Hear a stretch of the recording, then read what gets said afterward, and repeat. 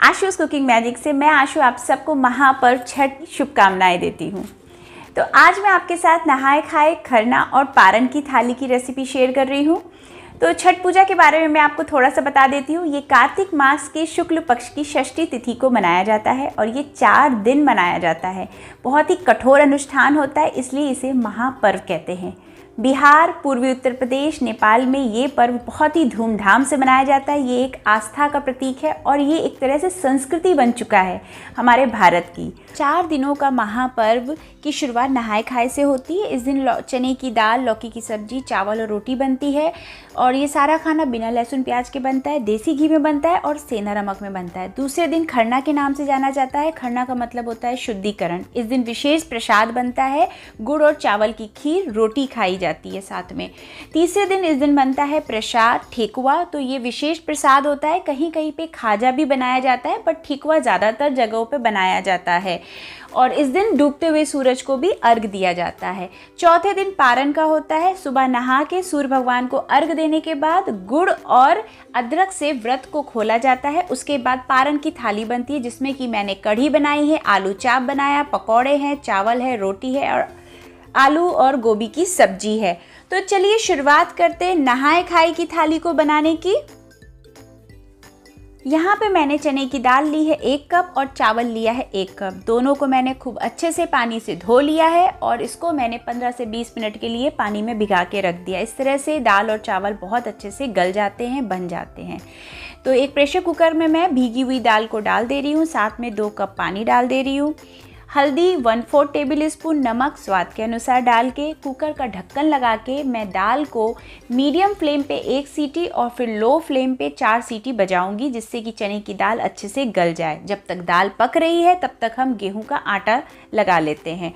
तो यहाँ पे मैं गेहूं का आटा सान रही हूँ रोटी के लिए। तो ये सारी चीज़ें घर में बनाई जाती हैं। गेहूं को ला के धोया जाता है और उससे फिर चक्की पे आटा पीसा जाता है, पर शहरों में ये सब चीज़ें पॉसिबल नहीं होती है, लेकिन तब भी जितना हो सके आदमी करता है। तो यहाँ पे गेहूं का आटा लग गया, थोड़ा मुलायम आटा साना है। आटे को अब हम ढक के रख देते हैं थोड़ी देर के लिए। तब तक चलिए अब हम दाल देख लेते हैं। तो दाल में सीटी आ चुकी है। मीडियम फ्लेम पे 1 और लो फ्लेम पे मैंने 4 से 5 सीटी बजा ली है। तो दाल को हम कर देते हैं साइड में। अब हम चलते हैं लौकी की सब्जी बना लेते हैं। तो यहाँ पे मैंने एक कढ़ाई में 2 चम्मच देसी घी को डाल दिया है। घी जब तक गर्म होता है तब तक मैं आपको लौकी दिखा देती हूँ। 250 ग्राम लौकी ली, जिसको कि मैंने धो के छील लिया है और इस तरह से मैंने काट लिया है। यहाँ पे मैं 2 हरी मिर्च, 1 खड़ी लाल मिर्च और आधा चम्मच जीरे से तड़का दे दिया है। घी गर्म हो गया। इसी समय मैं इसमें हल्दी पाउडर डाल दूँगी 1/4 टेबल स्पून। हल्का सा चला के 1-2 सेकेंड और थोड़ा सा पानी डाल देंगे, जिससे कि हल्दी जले नहीं। तो बस ये मसालों का हमने तड़का दे दिया है। अब हम इसमें जो हमने लौकी को धो के काटा था वो हम डाल देंगे।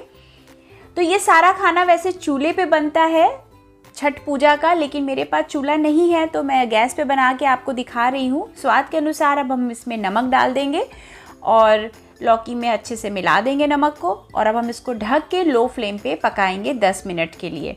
तो 10 मिनट तक लौकी जब तक पकती है तब तक हम दाल को खोल के देख लेते हैं। इसका प्रेशर निकल गया है। तो दाल को अब हम एक मथानी की हेल्प से मथ देते हैं, जिससे कि दाल बराबर से मतलब गाढ़ी सी हो जाए। तो यहाँ पे मैंने दाल को थोड़ा सा मथ दिया है और अब हम इसको तड़का लगाएंगे।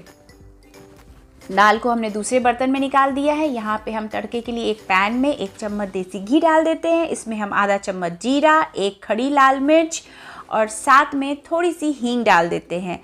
तो बस तड़का हमारा तैयार हो गया है। इसको हम दाल में डाल देंगे। डालते ही हम दाल को ढक के रख देंगे। तो दाल हमारी रेडी हो चुकी है। अब हम चलते हैं चावल को बनाने। तो प्रेशर कुकर में हम जो मैंने चावल को धो के भिगा के रखा था उसको डाल देंगे। तो 1 कप चावल में हम 1.5 कप पानी डालेंगे और कुकर का ढक्कन लगा के इसको हम मीडियम फ्लेम पे 2 सीटी बजा देंगे। तो एक तरफ हमारा चावल चढ़ चुका है, दूसरी तरफ हमारी लौकी की सब्जी बन रही है। तो सब्जी अभी थोड़ी सी कसर बाकी है, तो इसको हम थोड़ा सा भी और चला के थोड़ा सा मैश कर देंगे इस तरह से और इसको ढक के हम थोड़ी देर के लिए और पकने देंगे। चावल को मीडियम फ्लेम पे हम बस 2 सीटी बजाएंगे। 2 सीटी बाद हम चावल को चेक करेंगे। तो यहाँ पे हमारे बहुत बढ़िया चावल खिले खिले बन के तैयार हो चुके हैं और अब हम लौकी की सब्ज़ी को देख लेते हैं। तो लौकी की सब्ज़ी अच्छे से गल गई है, हमारी यहाँ पे सब्ज़ी बनके तैयार हो चुकी है। तो अब हम इसको दूसरे बर्तन में निकाल लेते हैं। इसके बाद हम फटाफट रोटियां बना लेते हैं। तो ये मैंने आटे जो मैंने लगा के रखा था, तो मैंने उसकी रोटियां बनानी शुरू कर दी हैं। एक बात का विशेष ध्यान रखा जाता है, सब काम बहुत साफ़ सफाई से किया जाता है। छठ पूजा की यही विशेष चीज़ है कि जिसका बहुत ध्यान रखना ज़रूरी है कि साफ़ सफाई शुद्धि का बहुत ध्यान रखा जाता है।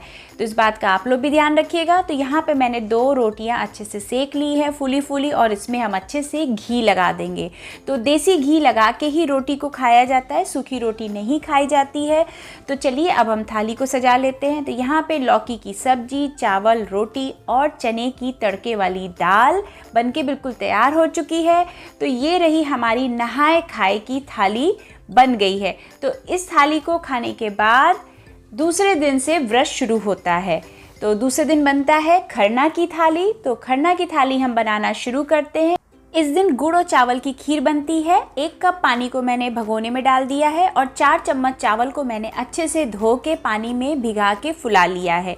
तो चावल अच्छे से फूल चुके हैं। अब हम इसको 1 कप पानी में डाल देते हैं। गैस की फ्लेम लो टू मीडियम रखिएगा और चावल को हम पानी में अच्छे से पका लेंगे।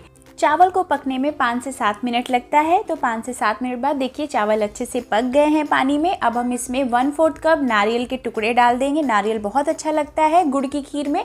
और गुड़ डाल देंगे आधा कप, या फिर आप अपने स्वाद के अनुसार गुड़ की मात्रा बढ़ा सकते हैं अगर आप बहुत मीठा खाना पसंद करते हैं। तो बस गुड़ जैसे पिघलता जाएगा तो वो चावल में अच्छे से घुल जाएगा। तो चावल और गुड़ आपस में अच्छे से घुल मिल जाएंगे और ये हमारी स्वादिष्ट खीर बनके तैयार हो जाएगी। थोड़े से काजू और बादाम भी मैं डाल दे रही हूँ, मेरे पास हैं, और थोड़ी सी किशमिश भी मैंने डाल दी है। तो यहाँ पे गुड़ के साथ चावल को पकते हुए सिर्फ 5 मिनट हुआ है। मैं इससे ज़्यादा नहीं पकाऊंगी। अब हम गैस की फ्लेम को बंद कर देंगे। तो ये हमारी स्वादिष्ट गुड़ और चावल की खीर बन गई है। रोटी गरम गरम है, इस पर हमने अच्छे से घी लगा दिया है।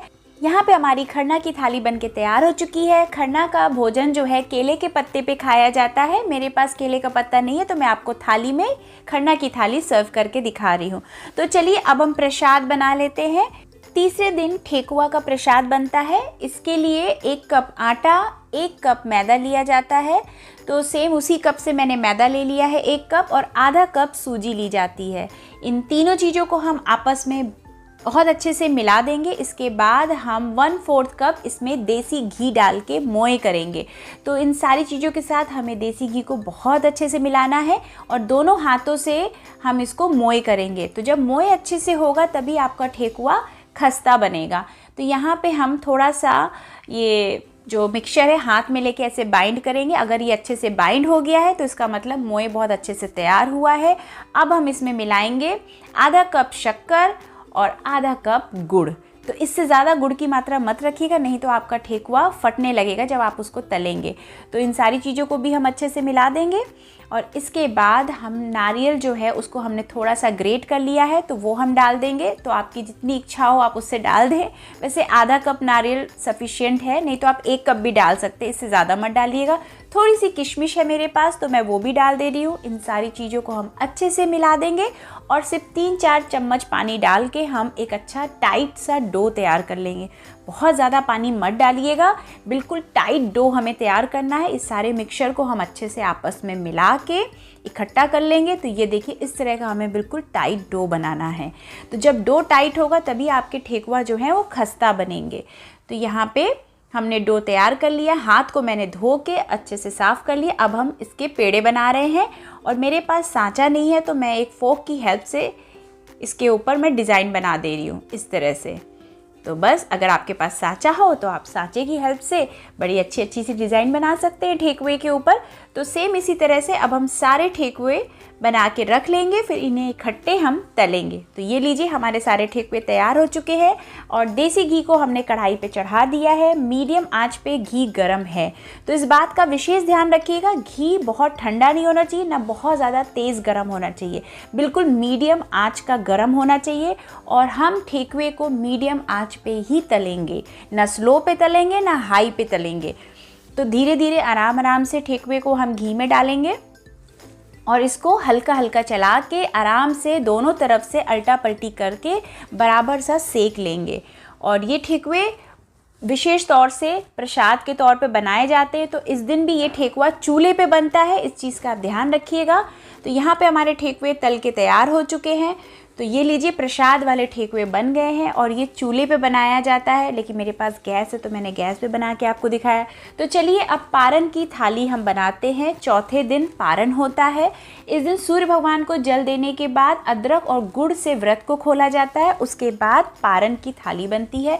तो मैं आपको आलू गोभी की सब्ज़ी बनाना बता रही हूँ। तो मैंने थोड़ा सा सरसों का तेल डाल के गोभी और आलू को धो के काट लिया है और अब हम उसको सरसों के तेल में फ्राई कर रहे हैं। तो गोभी को गर्म पानी में नमक डाल के ज़रूर अच्छे से धोइएगा। तो 200 ग्राम गोभी है और 200 ही ग्राम आलू है, जिसको कि मैं सरसों के तेल में अच्छे से फ्राई कर रही हूँ।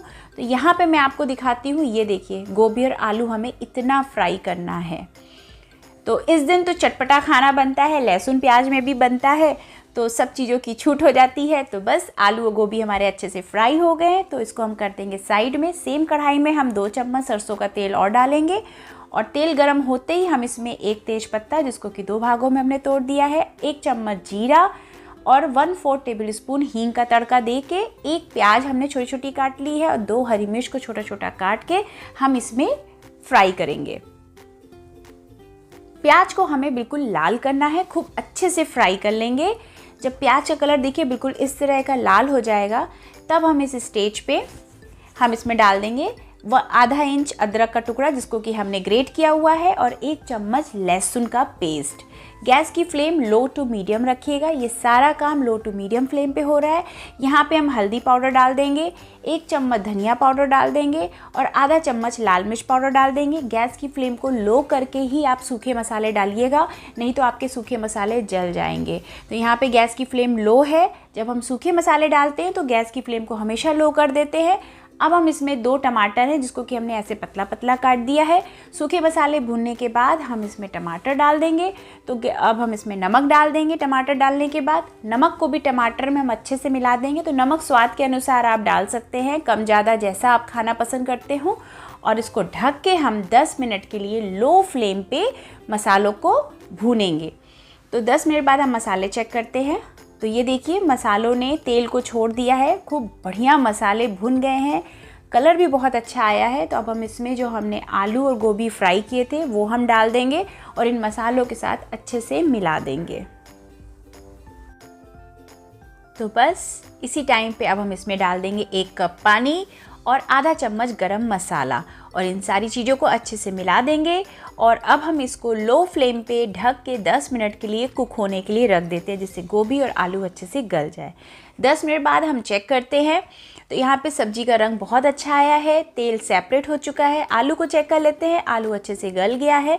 तो इसी टाइम पे हम थोड़ी सी हरी धनिया के पत्ते डाल देते हैं। इन सारी धनिया के पत्तों को सब्जी के साथ अच्छे से मिला देंगे और इसको दूसरे बर्तन में हम निकाल देते हैं। तो आलू गोभी की चटपटी सब्जी बनके तैयार हो गई। तो चलिए हम पकौड़े बना लेते हैं कढ़ी के लिए। हरी प्याज मैंने धो के अच्छे से काट ली है 1 कप, और इसके साथ हम इसमें आधी प्याज डाल देंगे। तो जो नॉर्मल वाली प्याज होती है, हरी प्याज के पकौड़े बहुत अच्छे लगते हैं कढ़ी में। 2 हरी मिर्च मैंने इसमें डाल दी है। साथ ही में 1 चम्मच लहसुन पिसा हुआ, थोड़ी सी हरी धनिया, हल्दी पाउडर 1/4 चम्मच, आधा चम्मच लाल मिर्च पाउडर, आधा चम्मच भुना हुआ जीरा पाउडर, नमक स्वाद के अनुसार डाल दीजिए। और हम इसमें डाल देंगे खड़ा जीरा आधा चम्मच से भी थोड़ा कम और धनिया पाउडर आधा चम्मच, और इसमें हम बेसन डाल देंगे 4 चम्मच। और इन सारी चीज़ों को हम आपस में अच्छे से मिला देंगे, जिससे कि मसाले अच्छे से आपस में मिल जाए। और इसमें हम 1-1, 2-2 चम्मच करके पानी डाल के इसका हम एक बढ़िया सा बैटर तैयार करेंगे। तो और इसको हम फेंटते भी जाएंगे साथ में, जिससे कि मसालों का फ्लेवर पूरी तरह से बेसन में आ जाए। तो अच्छे से हम इसको चला के गोल गोल हाथ से ही हम इसे फेंटेंगे और इससे हमारे पकौड़े बहुत सॉफ्ट बनेंगे। तो ये देखिए हम इसको इस तरह से फेंट ले रहे हैं। तो अब हम हाथ में थोड़ा सा चेक करते हैं कि ये बाइंड हो रहा है कि नहीं हो रहा। परफेक्ट बाइंड हो रहा है। अब हम इसको सरसों के तेल में तल लेंगे। पकौड़ों को एक एक करके डालेंगे। जब सरसों का तेल गर्म होगा तभी आप डालिएगा। तो मीडियम फ्लेम पे हम इन पकौड़ों को तलेंगे और दोनों तरफ से बराबर से अल्टा पल्टी करके कि दोनों साइड से पकौड़े अच्छे से सिक जाएं तेल में। और ये हमारे हरी प्याज के पकौड़े बनके तैयार हो गए हैं। तो अब हम इनको तेल में से निकाल लेंगे और अब हम चलते हैं कढ़ी बनाने। तो यहाँ पे मैंने खट्टी दही ली है 2 कप। अगर आपकी दही खट्टी नहीं है तो आप उसको 1 दिन पहले रात में नमक डाल के रख दें, आपकी दही खट्टी हो जाएगी। इसी के साथ हम इसमें 4 चम्मच बेसन डाल दे रहे हैं और अब हम इसको एक मिक्सी जार में डाल देंगे। इसको हम मिक्सी में मतलब अच्छे से चलाएंगे जिससे कि इसमें कोई लम्स ना रहे बेसन का। बेसन और दही आपस में अच्छे से फिट जाए। तो हमने बेसन और दही को फेंट लिया है। कढ़ाई को हम गैस पे चढ़ा देते हैं और 2 चम्मच देसी घी डाल देते हैं। घी में कढ़ी बहुत लाजवाब बनती है। इसी में अब हम 1/4 चम्मच मेथी दाना डालेंगे, आधा चम्मच हम जीरा डाल देंगे और लहसुन मैंने 8 से 10 कलियाँ ली हैं जिसको कि मैंने अच्छे से क्रश कर दिया है। और लहसुन तो इसमें बहुत ही बढ़िया फ्लेवर देता है। और 2 खड़ी लाल मिर्च जिसको कि मैंने हाथ से तोड़ के इसमें डाल दिया है। तो इन सारी चीज़ों को हमने इसमें तड़का दिया है। तो लहसुन को खूब बढ़िया हम लाल करें। अब हम 1/4 कप पानी में थोड़ी सी हींग का घोल तैयार कर लेंगे। तो हींग का पानी का घोल हमने तैयार कर लिया है। इससे हींग का स्वाद बहुत अच्छा आएगा और हींग जलेगी भी नहीं। तो यहाँ पे लहसुन देखिए बहुत अच्छे से फ्राई हो चुका है, लाल हो चुका है। इसमें हम आधा चम्मच हल्दी पाउडर डाल देंगे और साथ में ही 1 चम्मच लाल मिर्च पाउडर डाल देंगे। गैस की फ्लेम को लो रखिएगा और जल्दी जल्दी हम इसको भून लेंगे। इसी के साथ जो हमने हींग का पानी तैयार किया था वो हम इसमें घोल डाल देंगे। ये घोल डालने से 2 काम होगा, एक तो हींग भी आपकी जलेगी नहीं और दूसरा आपके लाल मिर्च और हल्दी का कलर बहुत बढ़िया आएगा जब आप पानी का घोल डालेंगे इसमें। तो बस इसी टाइम पे हम दही और बेसन का जो हमने घोल तैयार किया था तो वो हम डाल देंगे और इसमें हम 3 से 4 ग्लास पानी डाल देंगे कढ़ी में। तो कढ़ी धीरे धीरे पकेगी, अपने आप उसमें रंग आएगा और वो गाढ़ी होगी। तो कढ़ी को पकने में लगभग धीमी आंच पे 30 मिनट लगता है, 30 से 45 मिनट कढ़ी को पकने में लगता है। तो जब तक कढ़ी में उबाल नहीं आ जाता है, पहला उबाल, तब तक हमें इसे लगातार चलाते रहना होता है। तो जब इसमें उबाल आ जाता है तो इसका एक अच्छा कलर भी निखर के आता है और कढ़ी फटने का भी डर नहीं रहता। तो यहाँ पे आप देख सकते हैं कढ़ी हमारी फटी नहीं है। तो अब बस कढ़ी में उबाल आना शुरू हो गया है और कढ़ी का रंग बड़ा ही बढ़िया हो चुका है। तो कढ़ी को अभी हम लो फ्लेम पे करके छोड़ देते हैं। 30 मिनट तक कढ़ी पकेगी। तो तब तक हम आलू चाप बना लेते हैं। तो यहाँ पे उबले हुए मैंने 4 आलू लिए हैं। आलू ठंडे हैं, ठीक है। अब हम इसको हाथ से मैश कर देते हैं। तो आलू को हमने मैश कर दिया। इसमें हम 1 हरी मिर्च डाल देंगे, थोड़ी सी प्याज डाल देंगे, नमक डाल देंगे स्वाद के अनुसार, थोड़ा सा नमक डाल देंगे, अजवाइन 1/4 टेबल स्पून डाल देंगे। और अजवाइन डालने के बाद हम इन सारे मिक्सचर को आपस में बाइंड कर देंगे। तो आलू के साथ ये सारी चीज़ों को हम अच्छे से मिला देंगे। यहाँ पे आलू बाइंड हो चुका है। हाथ को अब हम कर लेंगे साफ़ और इसके बाद हम बनाते हैं बेसन का घोल। तो यहाँ पे हमने 4 चम्मच बेसन लिया है दूसरे बर्तन में और हम इसमें डालेंगे लहसुन का पेस्ट 1 टेबल स्पून, लाल मिर्च पाउडर आधा चम्मच और भुना हुआ जीरा पाउडर आधा चम्मच। इसी के साथ हम इसमें डालेंगे धनिया पाउडर आधा चम्मच और नमक स्वाद के अनुसार। और इसमें थोड़ा सा पानी डाल के हम गाढ़ा सा घोल तैयार कर लेंगे। तो जो आलू चाप बनाएंगे ना तो घोल हमें थोड़ा सा गाढ़ा रखना है जिससे कि वो जो बेसन का घोल है वो आलू पे चिपका रहे, वो हटे नहीं। तो इस तरह से हम इसको अच्छे से फेंट लेंगे। तो ये देखिए इतनी थिकनेस होनी चाहिए। तो बेसन का देखिए घोल की थिकनेस इतनी होनी चाहिए। तो यहाँ पे हमारा बैटर बन के तैयार हो चुका है। तो चलिए अब हम कढ़ी देख लेते हैं। तो ये देखिए कितनी बढ़िया उबाल आ रही है कढ़ी में, साइड साइड में देखिए इसका रंगत देखिए। तो ये होती है परफेक्ट कढ़ी बनने की टाइमिंग। तो यहाँ पे आपकी कढ़ी बहुत अच्छे से उबल चुकी है, पक चुकी है और हमने इसमें अभी नमक नहीं डाला, आपने ध्यान दिया। इसी टाइम पे अब हम इसमें पकौड़ियाँ डाल देंगे। पकौड़ी को हम 2 minute medium flame, low to medium flame पे उबालेंगे कढ़ी के साथ और हम नमक बाद में डालेंगे। नमक बाद में डालने से क्या होता है कि कढ़ी में दही नहीं फटती है। तो आप देख सकते हैं हमारी कढ़ी बिल्कुल फटी नहीं है। और यहाँ पे 2 मिनट हो चुका है। गैस की फ्लेम को हमने कर दिया है बंद। गरम गरम कढ़ी में हम स्वाद के अनुसार नमक डाल देंगे। कढ़ी खूब गरम है तो नमक आराम से कढ़ी में घुल जाएगा। तो यहाँ पे हमारी खट्टी चटपटी कढ़ी बन के तैयार हो चुकी है। नमक को अच्छे से मिला दिया है। अब हम इसको ढक के साइड में रख देते हैं। तो चलिए अब हम आलू चाप को तल लेते हैं। तैयारी हमारी सारी हो चुकी है। सरसों के तेल को हमने गैस पे चढ़ा दिया है, लो फ्लेम पे ये गर्म हो रहा है। तब तक हम चाप बना लेते हैं।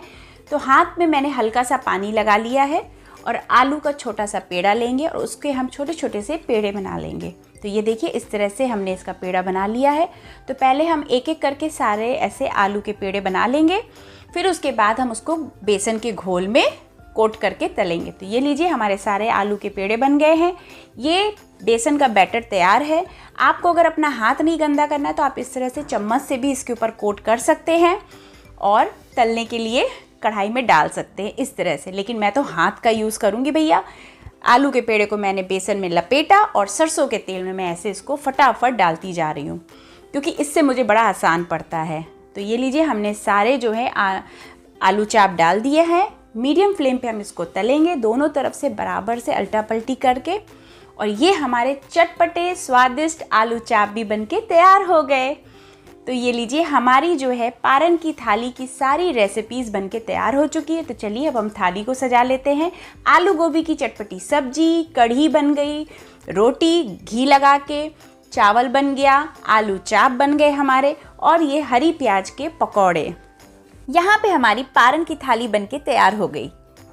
तो मैंने आप लोगों के साथ नहाए खाए, खरना, प्रसाद और पारन चारों दिन बनने वाली भोजन की थाली की रेसिपी शेयर की है।